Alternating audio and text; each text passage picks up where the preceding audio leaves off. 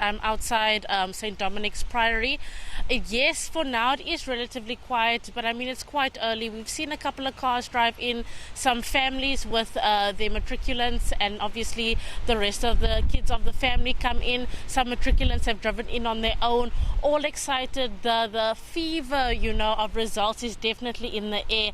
I don't know if my camera colleague Gqeberha can just pan and show you some of the cars that are here at the school already. As we understand, this school is one of the best performing private schools in Gqeberha.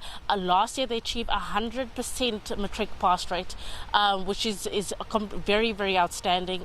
The year before that, in 2023, they also got a 98% pass rate.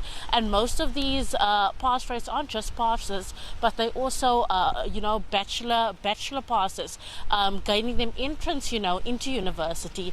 And a lot of these students are top achievers in the country. They're recognized for their very, very good results in their various subjects, most of them taking IEB classes and different kinds of classes that allow them and gain them access to these universities.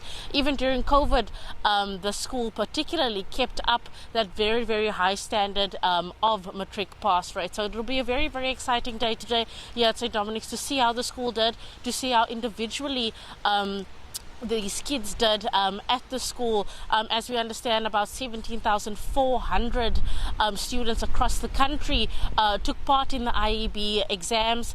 It is a very small number in comparison to the total amount of matriculants, about 10%, in the country rather, about 10%, the IEB matriculants make up about 10% of the total amount of South African matric learners. But we must remember this 10%, all these students usually do very, very well. They go on to universities, they go on to use their degrees or their passes rather to study in various other countries as well. So as I said before, results fever definitely in the air, starting today, extending into tomorrow for those national results. So we'd be keen to see how our matrics did this year, or last year rather.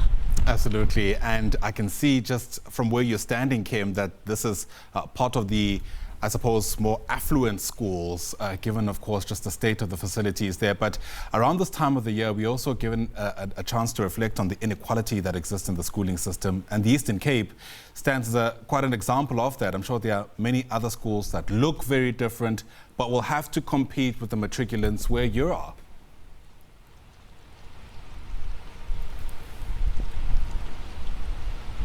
Ayanda, I'm not sure if I heard you correctly or heard you at all. It is quite windy here, but I heard the word inequality, so I'm assuming you're referring to the different types and statures of school that we have here in the Eastern Cape. As I mentioned, this is a private school. We have 3 private schools in the area, this being St. Dominic's Priory, Woodridge is one, and Theodore Herzl is also another private school in the area. Obviously, the learners that go to the school, they have a lot of resources. Because the classes are smaller, they get a lot of one-on-one attention, making these results possible.